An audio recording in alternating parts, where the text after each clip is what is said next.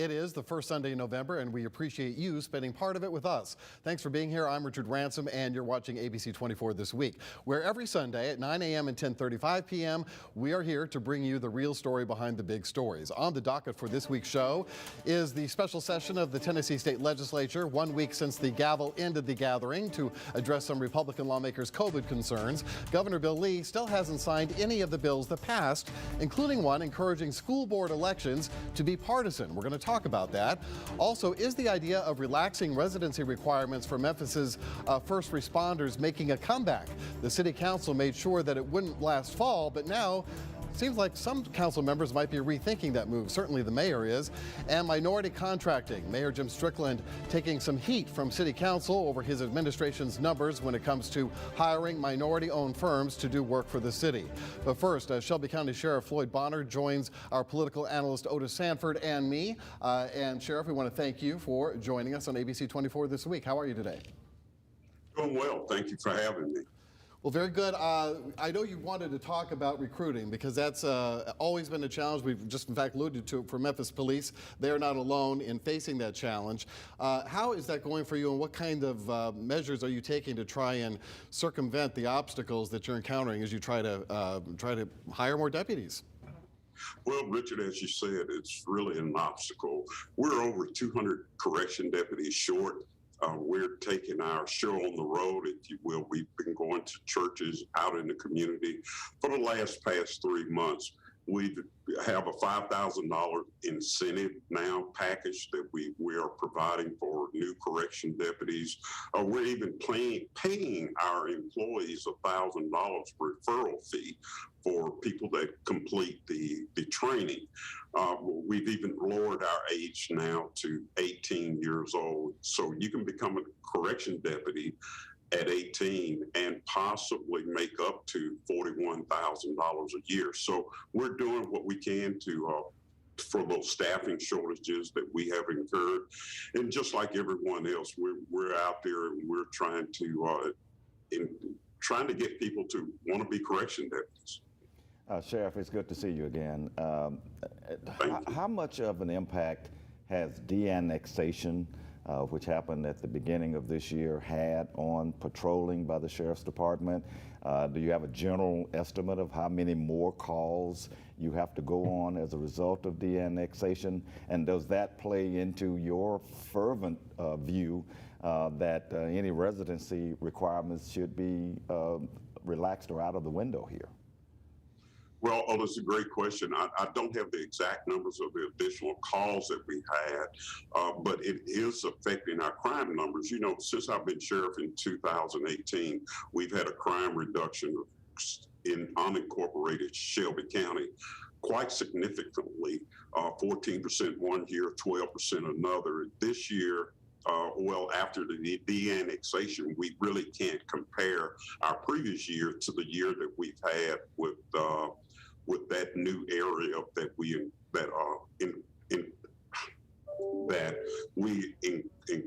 we received. Excuse me, I'm sorry. The new area that de-annexation provided for us. But what we're doing is we're looking at the crime numbers. Certainly, we're working very hard to keep those people safe in that area, as well as all of unincorporated Shelby County. What was the other part of your question, Otis? Well, you answered it. I mean, you are making the issue here relaxing residency rules, and I assume that plays into your belief that there should be no strict residency requirements when it comes to hiring sheriff's departments, as the city is making the case as well. Absolutely. We went to the county commission here a little over a year ago now, and what they did was they gave us part of it. In other words, if an officer wanted to live outside of Shelby County, he would have to pay a $2,500 non-residency fee. That's taken out of the officer's check over a year period of time. I can't say that it has helped us any. Because we have not really received very many applicants from out of county, but at least it's allowing us to talk to potential employees about working for the Shelby County Sheriff's Office. I would love to see the residency requirement just dropped altogether, because in these trying times now, or trying to hire sufficient staff has really become difficult, and that could be an obstacle to keep a person away from wanting to work for us. Well, during the protests, the anti-police protests, I know that it was a challenge, even more of a challenge as far as recruiting was concerned, because a lot of potential deputies and officers just weren't sure they wanted to be a part of that climate. I'm wondering, are you noticing that easing somewhat this year, at the end of this year? Well, I think so. And one of the things that even during the protests is one of the things that I implemented since being sheriff is our citizen hiring committee. And that was an opportunity that we had to get the citizens more involved with the actual deputy sheriff that was going to be out on the street policing our communities. So we're giving now a citizen hiring committee that work alongside with our assistant chiefs and chief deputies to say who the next sheriff deputies will be. This process is gone through an interview process, and both boards have to agree on the person that we're going to hire. So we're trying to reach out and partner with the community and to get the best person available to be the next deputy sheriff. And Sheriff, I think the Sheriff's Department does patrol a portion of Walnut Grove, I guess within the Shelby Farms area. I may be wrong on that. But there have been two very horrific automobile incidents there where people have been killed. The latest one was somebody driving the wrong way going west on Walnut Grove, and 4 people were killed. What is your message to this community about the level of speeding that goes on on our streets, on our interstates, on our roadways like Walnut Grove that is causing so much calamity and death? Well, we're actually trying to step up our traffic enforcement. I received a complaint just the other day from a citizen about Kirby High School in the school zone area there. Even though that particular area of Kirby Parkway is not in the unincorporated parts of Shelby County, we've been really traffic enforcing down at Kirby High School. Certainly, we don't want anyone to get hurt, especially a child that's walking to school. So we are enhancing our traffic division. We having our DUI squads particularly work some traffic overtime duties and trying to help the city of Memphis as well with this drag racing and this seems to be just an ordinary amount of speeding now. I don't know why the drivers are getting so aggressive.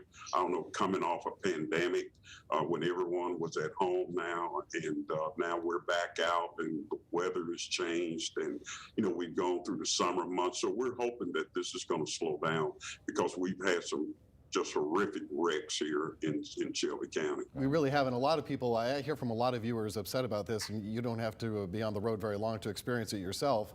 And they point to these muscle cars that are allowed to be as loud as they can be on the road, and wondering, aren't there noise ordinances that can be enforced, or some way of trying to tamp down this aggressive driving behavior that seems to be so prevalent? Well, we're looking at noise ordinance. We're looking at tinted windows. We're looking at all of that in traffic enforcement. And you're right, the new surge in the public to buy these muscle cars, and certainly, I guess every individual has the right to buy the type of vehicle that they want to drive. Obviously, they are paying the notes on the car, but to recklessly go down the interstate, drive at excessive speed, putting not only themselves but the rest of the public in danger is very much of a concern of ours. I think when Chief Davis first arrived here, Chief Davis and I had a conversation about, she was like, wow, they really drive aggressively on the interstates, and I've seen it before. So it just makes us really, really get more and more involved. I've had a conversation with THP, was on a call with the governor about additional troopers being sent to Shelby County. He's promising an additional 30% hire with the state troopers. So hopefully we will get some additional troopers here in Shelby County. to really police the interstates. Because if you really think about it, for years and years, we kind of let the interstate go because of manpower shortages, to be honest with you. We just didn't have the manpower to really work the interstates like they should. It was kind of a job that was left up to THP. But with the governor, the renewal promise of the governor to hire additional troopers, hopefully we can get some additional troopers here in West Tennessee and on our interstates and slow some of this traffic down. Yeah, amen to that. All right, well, thank you, Sheriff Bonner, so much for being with us. We appreciate it, and good luck in that recruiting effort, okay? Thank you so much for having us. Appreciate you. All right, we'll be back joined by our political consultant, Tajuan Stout-Mitchell, a regular on this program, and weigh in on some of the other topics of this week right after this. When you're injured, the insurance company hopes you'll hire the wrong law firm. You're smarter than that. You deserve better. There's only one Morgan & Morgan, for the people. We buy any car. We buy any car. We buy any car. Any. Did you know trading in your car at a dealer could cost you money? A recent study found consumers who trade in their car pay an average of $990 more. So don't trade in. Sell it to We Buy Any Car. Learn more and get your free online valuation now at WeBuyAnyCar.com. Find out how much your car's worth at We Buy Any Car. We need some help. I know. I'm going to CashNetUSA.com. And if approved, we can have the money in our account as soon as the same business day. Go to CashNetUSA.com to apply for the money you need. Call 526-2126. 4,400 missing persons are being detained. We need to get out. We want the world to see what a safe and welcoming environment we have provided. The guards seem friendly. The game is rigged. Play ball or you're out. I'm going to make myself the star this show needs.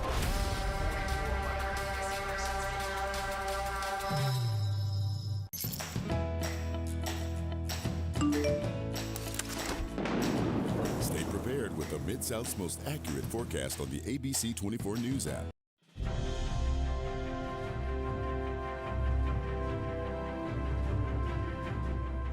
Welcome back to ABC24 This Week, joined by ABC24 political consultant and advisor and an analyst and commentator, Otis Sanford, and also political consultant and former Memphis City Councilwoman Tajuan Stout-Mitchell, who's joining us from her home. All right, you two, I want to talk about the special session of the state legislature. We're aware that there were a number of bills passed about vaccine mandates and face mask mandates, but one piece of legislation that kind of under the radar, and again, the governor has not signed this yet, maybe he won't, is that allowing school boards to have partisan elections, which at least the Collierville School Board is very much against. In fact, I want to put up the quote if we can with Frank Warren. He's one of the school board members for the Collierville School Board, and he said, we need to be independent and focusing on what we have always focused on, what's best for our children, what's best for our teachers, what's best for our staff, and what's best for our parents. That is the Collierville School Board urging the governor, please don't sign this legislation, veto it, because they don't want to have to deal with a Democrat and Republican primary, and then it's going to be expensive to do that, by the way, and then having R's and D's in front of every school board member's name when it's supposed to be about our kids and their education. We'll let you go first on this one, Tajuan. Well, as a former school board member, I completely agree. There needs to be something that has a nonpartisan tone to it, and the education of our children should be it. You're only looking at what is best to be taught, how to manage a system, and to and evaluate the effectiveness of learning. And I would hope we would keep education out of the political food fight.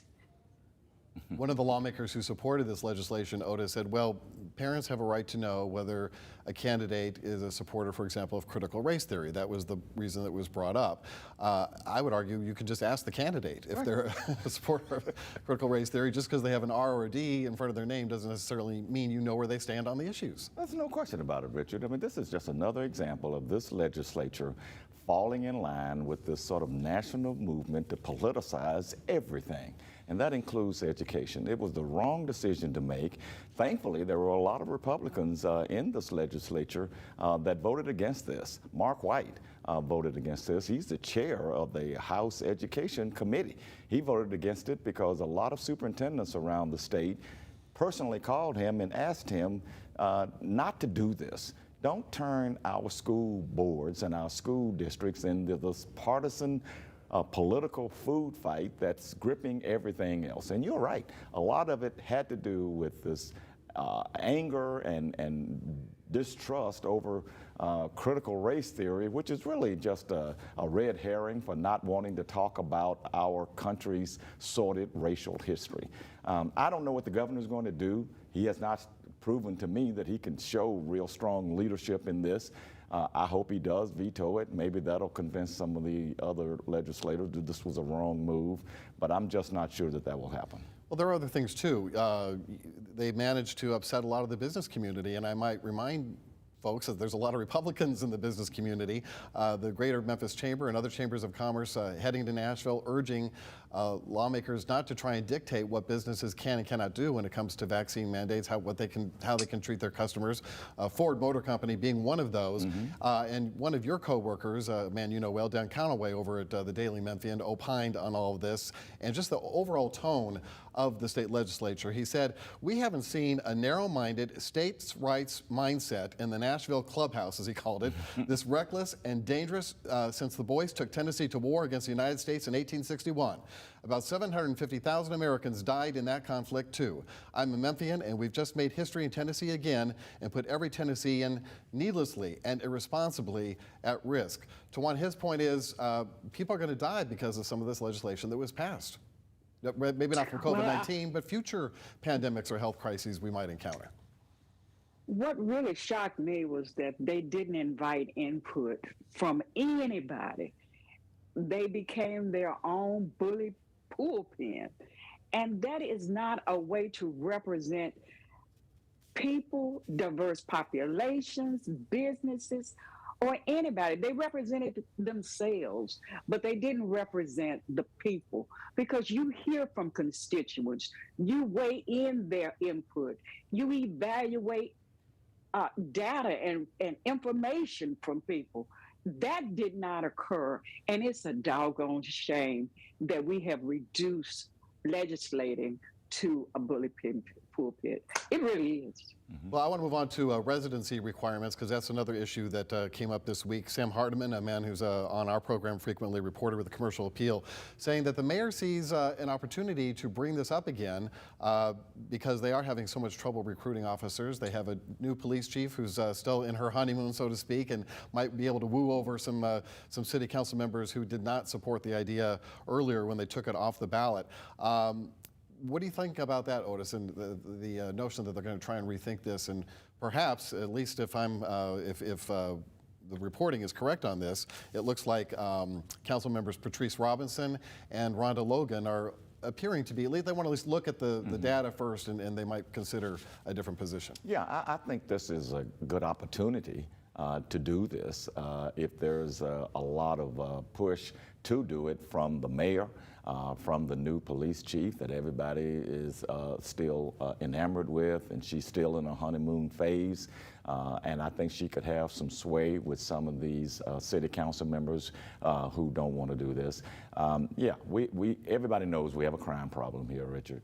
And so if this is ever going to happen, this is the time to try to do it, to relax this residency rule and allow the police to hire more, allow the police department and the city to hire more officers. Well, just in case the viewers don't know, right now you can recruit from Shelby County, but they wanted to relax that to include like a 50-mile radius of Memphis to be able to recruit new officers from. And they cite a poll done by the Memphis Shelby County Crime Commission that says 69% of Memphians support having this relaxation of residency requirements. Tajuan, what's your thoughts?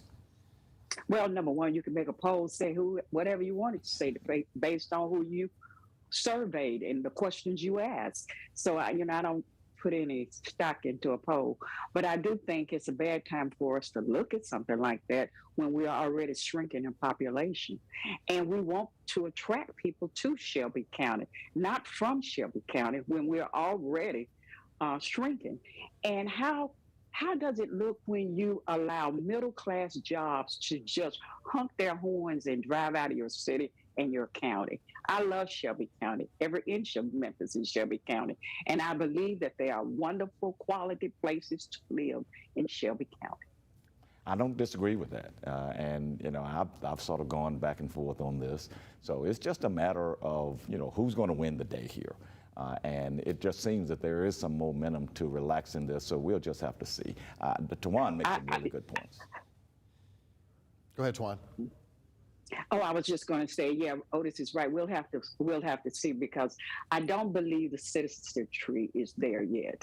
I really don't, and I don't believe the poll that the Crime Commission took. But because I talk to people every day out here in these streets, and I know how they feel about having people who police these streets live among us and be aware of the identity and culture of the city. Well, I don't think even the sheriff or the police chief would disagree with that. Their argument is, though, that we've tried and tried and tried, and there's just we can't seem to find enough applicants, qualified applicants for these positions. We need to expand the pool from which we can recruit from. Well, I do know also that somebody needs to, before you start giving out $15,000 and $10,000 and $5,000 bonuses to move here, you need to take a look at what happened when we did that once before. When we did that once before, we got new police officers and firefighters, but I don't think they stayed more than 3 to 5 years, and that's counterproductive. I think we need to grow from within and look at talent from within and do our best to even start early. I think the police department, I know the fire department has a program tapping young juniors and seniors and helping them in college so they can eventually come on to the fire department. And we've got to do more of growing our own base. Okay, well, we're going to have to leave it there. We'll take a break. We'll be right back and talk about minority contracting. A lot of concern on City Council about whether the Strickland administration is doing some smoke and mirrors here in terms of how much they're actually hiring and how much they're actually spending for minority-owned contractors right after this.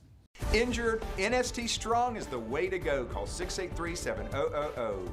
Hi, I'm Joe Montana. When you get to be 65, you have little patience for nonsense and inefficiency. You know it works, and you become a pro at pretty much everything. That's why when I qualified for Medicare, I went with WellCare.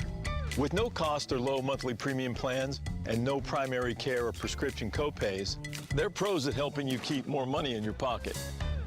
Other benefits include an over-the-counter allowance for items like toothpaste, cold remedies, mouthwash, a flex card to pay for extra dental, vision, and hearing expenses.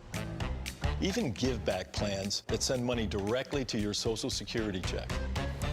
WellCare gets it. They get rid of all the hassles and give us the great benefits that we want. Don't wait. Be like Joe the Pro and make the right call. Dial the number on your screen now to request a free WellCare guide today. WellCare. It's Medicare done well. Only Wendy's serves a better breakfast with a better biscuit. A hot, buttery treasure loaded with a fresh cracked egg, cheese, and sausage or bacon. And to top it off right now, they're just $1. $1. Now there's no reason to go somewhere else. Choose wisely. Choose Wendy's. I'm attorney Mike Montesi. Injured in a car wreck? I fight to get you what's yours. Call 526-2126.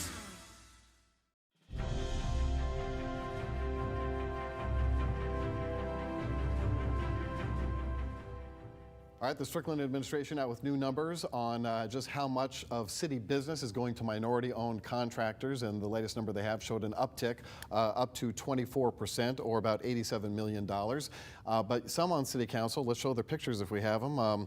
Worth Morgan among them, Chase Carlisle, Patrice Robinson. They all here doubt whether it's Martavius as well, Martavius Jones, doubt whether those numbers are really accurate. They say there's some funny stuff going on. Otis, what do you think about that? Well, I mean, I think the city council is doing its job and holding the administration accountable. And they did bring up some issues here that may skew the numbers. For example, there was a question about whether all of the city contracts are included when they make this determination. I think some of the city council members said that the administration was excluding a lot of contracts where there were no minority applicants that even could apply. And so they took all of those out, and they only used contracts and jobs where there were minority businesses that could compete for those jobs. That might be skewing the numbers. So I just think that overall, the city council is right to question the numbers, hold the city administration accountable, because we want accuracy, not just some feel-good number. Councilman Carlisle, who knows a thing or two about development and contractors, Tajuan, he said that he's concerned that the same firms seem to get the deals, and they're just not making much of an effort to grow capacity when it comes to minority-owned firms. Well, they are now doing their jobs, and it is good. It's a good thing because those numbers should be verified by an independent accounting firm, and they can be easily audited, and the council can ask for that. They are in charge of the funds of government, and so if they have an initiative to make sure that we are purchasing from a diverse population of businesses, you have to inspect what you expect. So they may want to, by resolution, ask for an audit of those funds. I know we don't have much time left, about 30 seconds, but there are questions not only about the accounting, as Tajuan brings up, but there's all this turmoil in the Office of Business Diversity and Compliance. Joanne Massey, who led that office, mysteriously disappears. So there's a lot of questions going on. There's a lot of questions, and there needs to be a thorough investigation of this. If it needs to bring in somebody independently from the outside to really look at this, they need to do it. The public needs to be assured that everything is running safely. It's their money, and so they need to know that that money is being spent appropriately and wisely. Okay, well said. We're going to wrap things up right after this. We'll be right back. I was born in Hawaii, but I'm not really from there because we moved to Maryland when I was a baby. That's where we got Toby, and then Mark was born in California.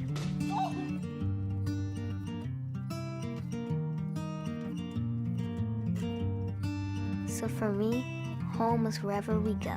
Lowe's is honored to save military families 10% every day. Need cash? TitleMax offers 2 ways to get it. Get cash using your car title. Go to TitleMax.com, enter the car year, make, model. See how much you can get. TitleMax also offers an unsecured loan. No title required. Check out TitleMax.com when you need more cash. Check out TitleMax.com and shop us for rates. Get up to $2,500 without a car title, or up to $6,500 using your car title. And you'll say, I got my title back with TitleMax. Get your title back with TitleMax. When you wake up in the Let's do this! Darling, I'll be by your side. I'll be there by your side. Start your day off right. Wake up with ABC24 News right now and Good morning, America. I want to say something. Jealousy. He's not showing you the effort that you deserve. Come straight for Nate. I came in on my white horse and I saved her. Let's go for a talk, bro. New Bachelorette, ABC Tuesday. We always like to hear from you about the broadcast, and most of you are not very shy about doing so. we like that. rransom at abc24.com is the email, rransom at abc24.com. My thanks to you at home for being here. My thanks to Otis, Tajuan, and the sheriff earlier, and we hope you'll join us next week for ABC24 This Week.